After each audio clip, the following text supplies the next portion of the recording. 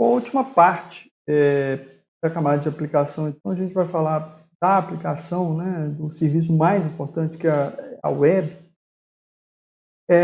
Até a década de 90, a internet já era grande, mas assim, ela só era conhecida por grandes corporações, por pesquisadores, né, universidades, usada basicamente para transferência de arquivo, acesso remoto, correio eletrônico, né, aplicação específica.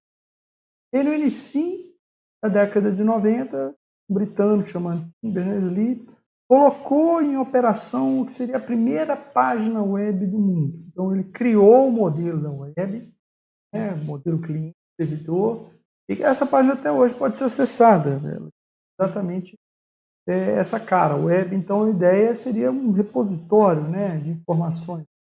E, de fato, ela é muito atrativa para os usuários. A web foi um dos grandes responsáveis pelo impulsionamento da internet, né, porque os usuários iam acessar a internet se ela não tivesse um serviço, né?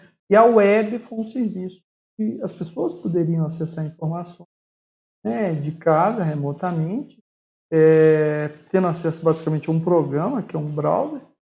E ela é muito interessante porque ela, atualmente, né, ela funciona sob demanda, né?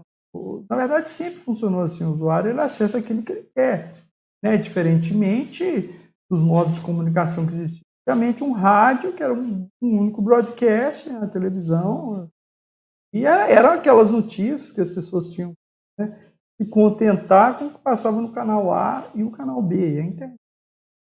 Eu conseguia selecionar aquilo que de fato ela queria acessar, tá? E além disso, ela já foi criada com o intuito da facilidade no uso, né? A gente tem uma variedade muito grande, né, colossal de informações aí, praticamente todos os assuntos, né? E qualquer um aí pode, né, se transformar em um produtor de vídeo, conteúdo, né, um editor a um custo aí muito baixo. Então, a web realmente ela mudou a forma de comunicação das pessoas, tá? E elas cresceram bastante, tá? Atualmente a gente faz 2 bilhões de websites, tá? Para a gente ter alguma ideia, alguns serviços aí que se tornaram extremamente populares, alguns deles são bastante antigos, aí, algumas décadas. A Amazon começou a vender livros lá na primeira metade ainda da década de... Então, os caras sempre foram bastante antenados, entendendo o eBay, a proposta, né, dos próprios usuários, não só grandes sites e-commerce, mas os próprios usuários venderem as coisas, né? O Google, que revolucionou a busca e diversos outros serviços que veio, e as redes sociais que hoje dominam a informação, o tipo de conteúdo que trafega na web. E a web ela evoluiu bastante desde quando ela foi criada. Tá? Antes, então, tinha a era PC, onde os arquivos botavam no servidor, era possível sim buscar esses dados, mas tinha que saber muita informação a priori, né? Fazer uma busca usando, né? De busca não, você requisitar o arquivo usando, né, um protocolo próprio, o FTP.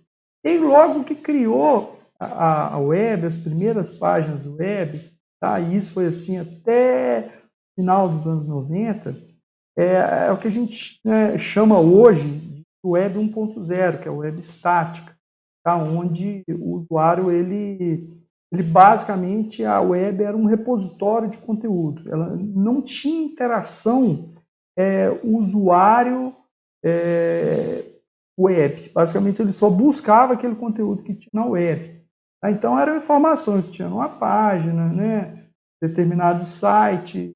Os recursos nessa época ainda eram bastante limitados. Tá? E aí veio, a partir dos anos 2000, que alguns chamam de, né, web dinâmica, web social, onde as pessoas conseguiram, a principal característica é que as pessoas conseguiram interagir com a web. E aí surgiram as redes sociais, as pessoas conseguiam, nessa época, já postar informações. A web não era só a página web da empresa X e com algumas informações da empresa. Não. A pessoa conseguia, né, em um blog postar informações, postar fotos, né? Depois veio o serviço de streaming, como o YouTube, mas o próprio usuário conseguia fazer isso. Então, essa figura mostra muito bem que o usuário conseguia interagir diretamente com, assim, com outros usuários, né? Não era uma comunicação, mas o usuário conseguia produzir um conteúdo, né? Incluindo multimídia, aí que entraram as redes sociais, né? Essa seria a época, então, da social web, e os próprios usuários alimentavam essa parte, né, dessa web. Isso realmente foi uma evolução muito importante. E, ao final da década passada, criou-se o conceito, então, de web 3.0, ou seja, da web semântica. Qual é a diferença, então, da web semântica para a web social? A gente começou a ter um conteúdo direcionado. Agora, basicamente, já existiam sites de e-commerce, tá? Na web 2.0, mas a gente consegue perceber isso, que quando você abre lá o site lá da Americanas, Amazon, quando você abre um Google, a sua busca ela é muito direcionada, então, para o comportamento do usuário, ok? Então, todos os serviços começaram a se aproveitar disso, tá?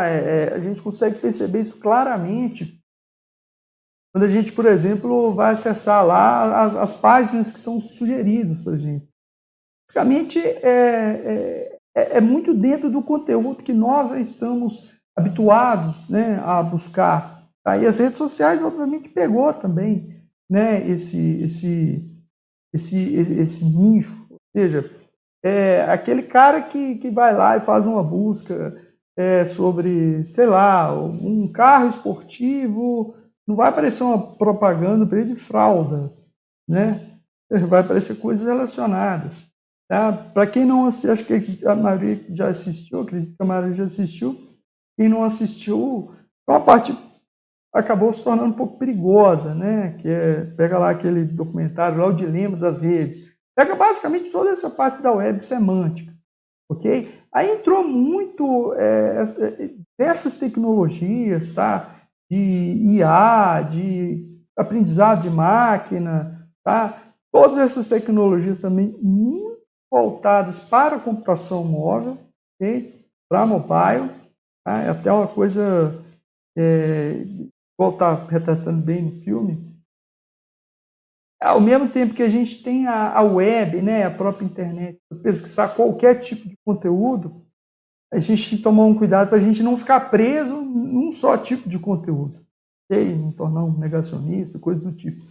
E aí o próximo passo que as pessoas estão chamando aí de Web 4.0, Web OS, seria intensificar esse aprendizado de máquinas, supercomputadores, né, as coisas muito autônomas. A evolução real está um pouco distante disso ainda, tá? A gente não sabe ainda como que vão ser esses conceitos, isso ainda, a gente não chegou nessa era, tá? A gente está ainda na web semântica, está sendo cada vez mais aprofundado esse conceito, então, de máquinas, bots que produzem um próprio conteúdo para o usuário, mas baseado muito naquilo do comportamento do, ok? Então, para a gente estudar um pouco da arquitetura da web, primeiro alguns jargões, tá? Uma página web, ela consiste de objetos.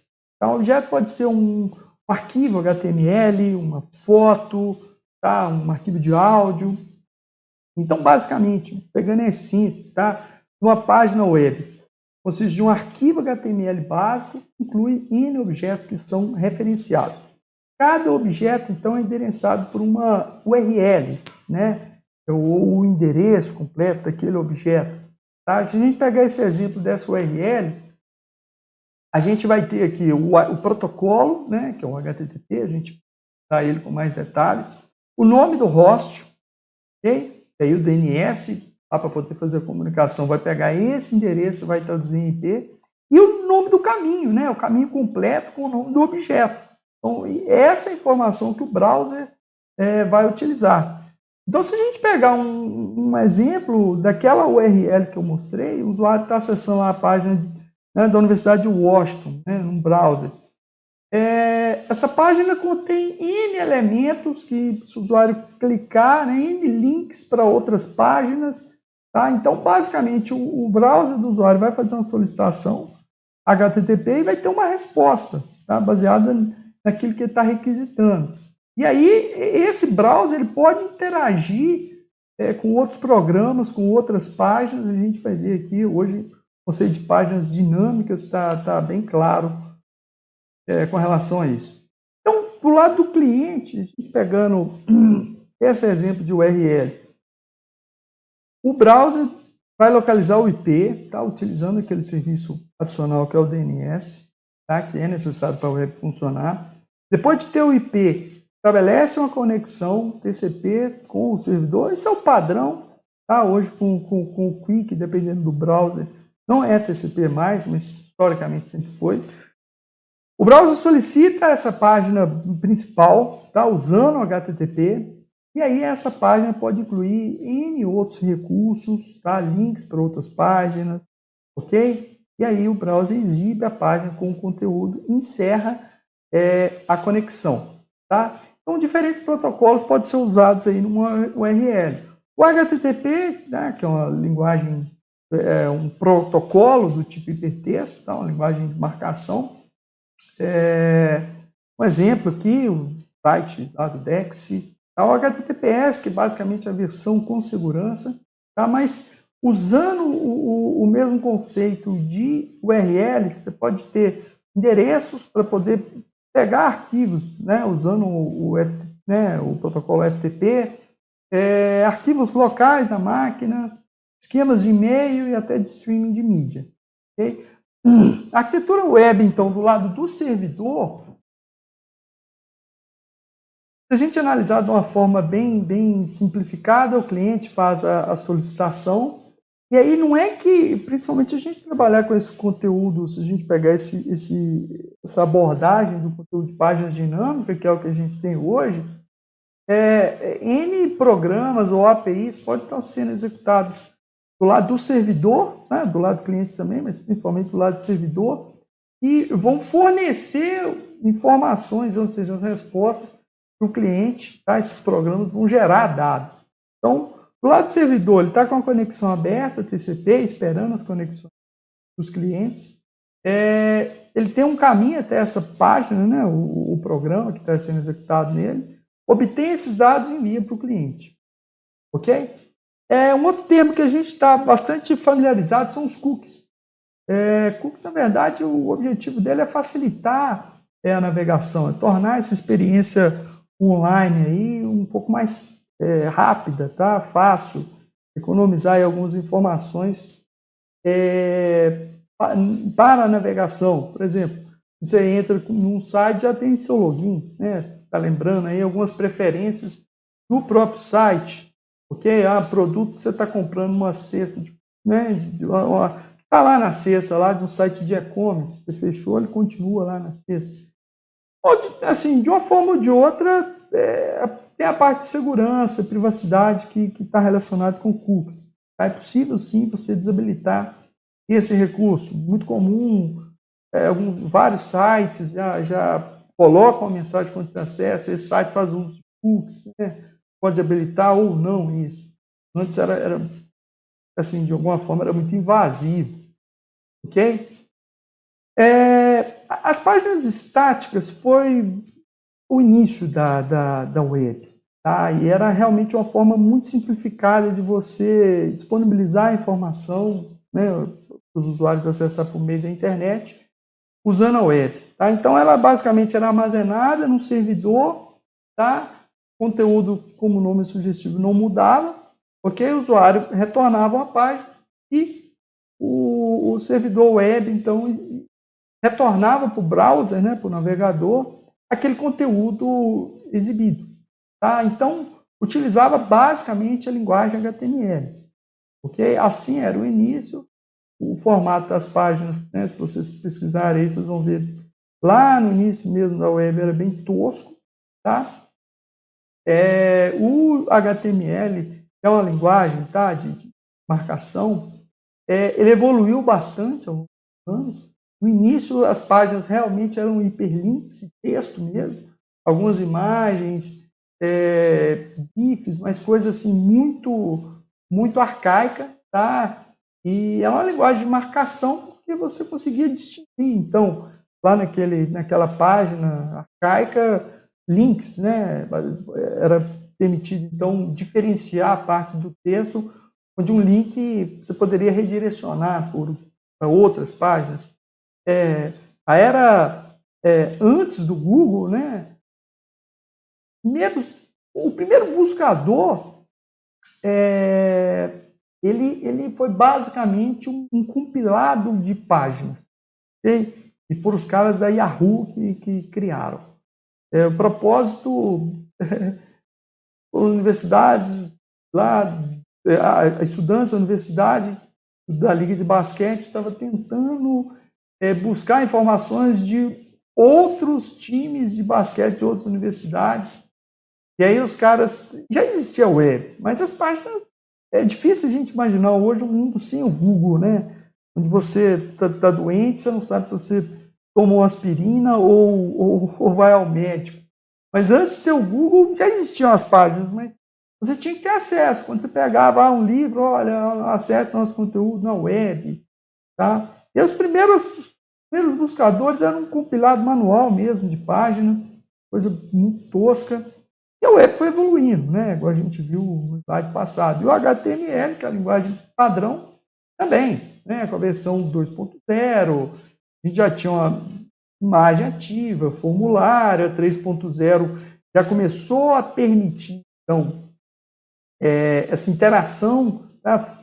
Formulários, 2.0 para 3.0, integração, então, interação do usuário com a web. O HTML 4.0 foi divisor, que ele realmente, a internet ela adquiriu, a web, desculpa, um formato bem similar ao que a gente tem hoje, começou a ser utilizado folhas de estilo, que a gente vai ver para frente, está no HTML 5.0 e vai no encontro aí da web semântica, ok? Então, a página estática, basicamente, é um arquivo HTML, tá? O objetivo dele era estruturar a página. No início, a formatação ficava por conta dos navegadores, a gente tinha N problemas de formatação, de resolução, mudava de browser para browser. Então, o código HTML ficava pesado, né? A portabilidade era bem prejudicada. Para resolver esse problema de formatação, então, foi criado esse conceito de folhas de estilo, tá? O CSS. Tá? Mesmo com página estática, dava para usar alguns recursos, como Flash. Então, assim, o fato de ter vídeo, né, alguma animação, alguma mídia que tornava a página dinâmica. Tá? E o modelo de página dinâmica, ele surgiu da necessidade, realmente, assim, já tinha um grande volume de informação na web estática, tá? Mas existiam demandas, como, por exemplo, o e-commerce, tá? Que o conteúdo ele simplesmente mudava de acesso para acesso. E é assim, você abre o site lá da Americanas, hoje tem uma lista de produtos em promoção. Você abre à tarde, né, no final do dia, isso pode mudar, o preço pode alterar, o produto pode, né, esgotar. Então, a própria interação do usuário, tá? O usuário gerando conteúdos, isso tornou a web dinâmica, tá? Com essa colaboração, com as redes sociais, ok? Então, precisou de construir páginas dinamicamente com base fornecida pelo usuário ou por outros programas, outros sistemas, tá?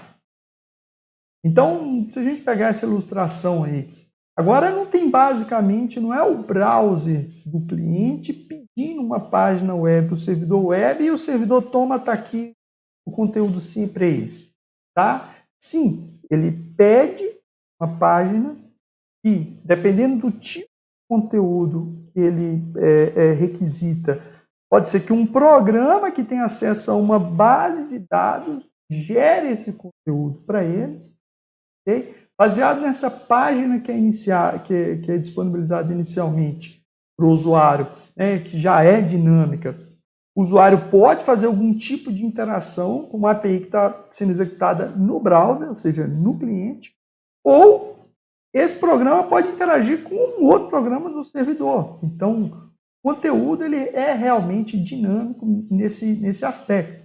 Tá? Vai acontecer a comunicação usando o HTTP normal, mas assim, o tipo de conteúdo ele é gerado agora. Não é aquele conteúdo que vai lá, né? Nas versões da web estática, né? Nas primeiras versões da web, tinha aquela figura que era o webmaster, né? Era o programador que criava a página web, qualquer alteração, o webmaster tinha que ir lá, mudei a página. Agora não, agora todo o conteúdo ele é dinâmico, baseado aí em informações, ok?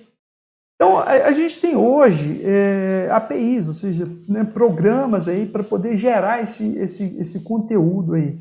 Falando do lado, né, do servidor, tem, né, a mais comum é o PHP, tá? Que basicamente ele insere um script, hoje o HTML, né, utiliza muito desse recurso, dentro da página HTML, ok? E esse script aí, ele é executado dentro do próprio servidor. E isso vai originar uma página HTML com resultado. Tá? PHP é uma linguagem utilizada já há muitos anos, tá? É uma interface aí entre a web e uma base de dados aí, e que o servidor tem acesso. Tá? Mas tem outras, tem ASP.NET. Do lado do cliente também podem ser executados APIs, ok? A partir do HTML 4.0, que foi o que eu falei, que foi meio que um divisor de águas aí na web,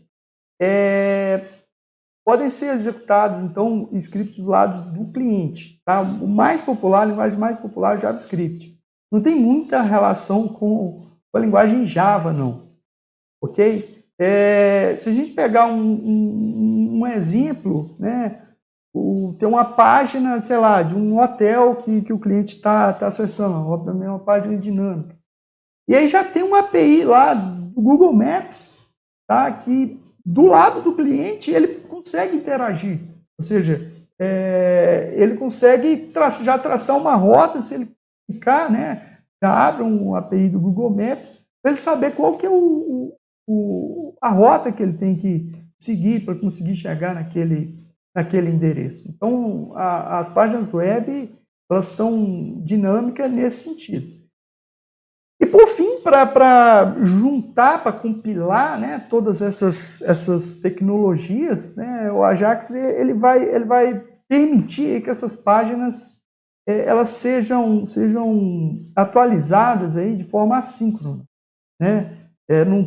Essa atualização, ou seja, esses dados que são trocados, ele não seja simplesmente a página toda, ou seja, pode ser que pequenos conteúdos, aí, pequenas partes dessa página seja atualizado sem precisar de carregar a página toda.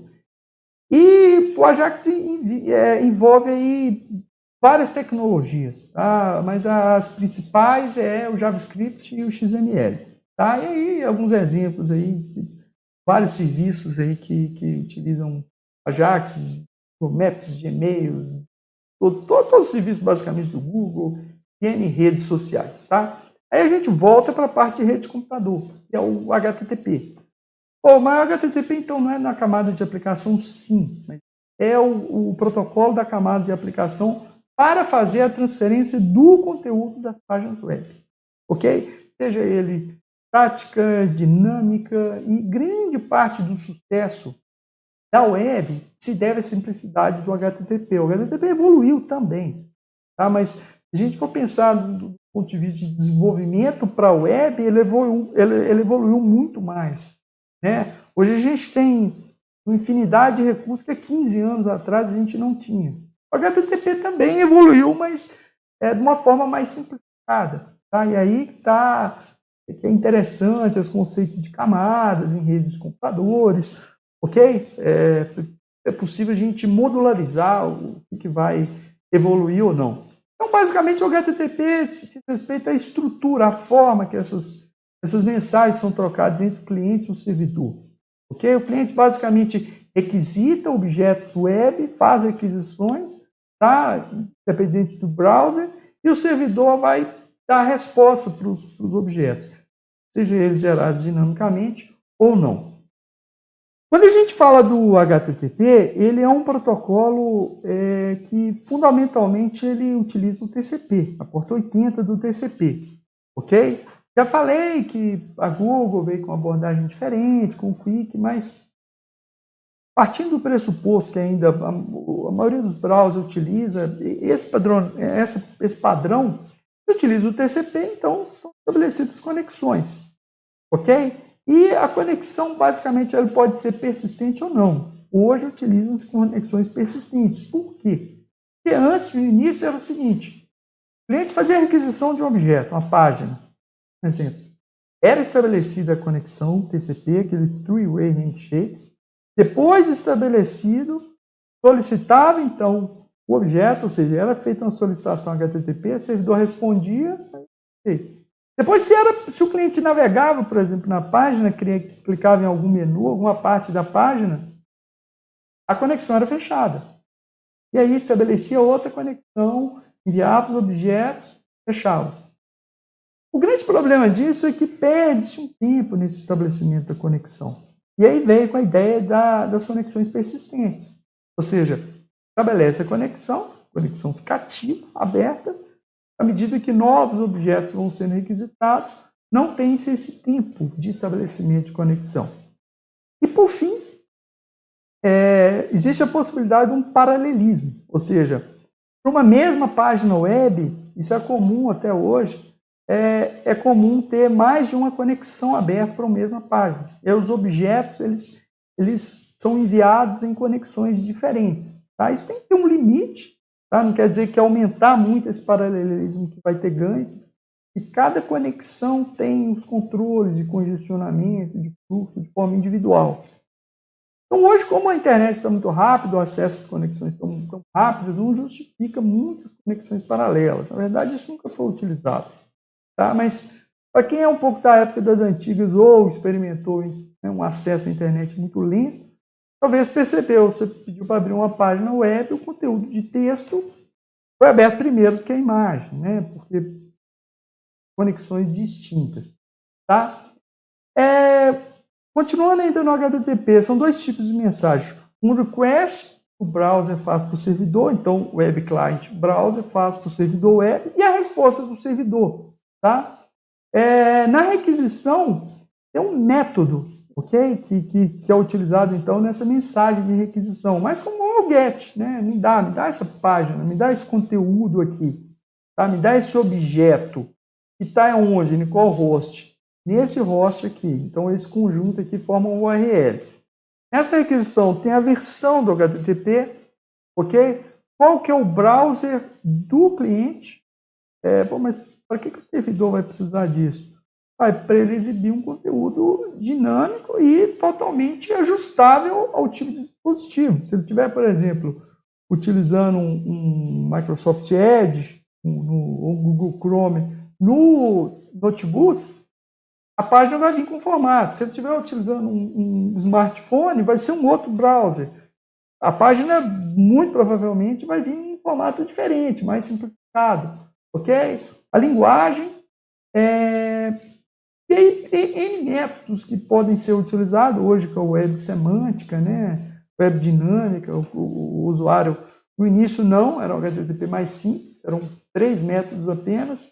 E hoje ele pode interagir, então, com o conteúdo do servidor web. Okay?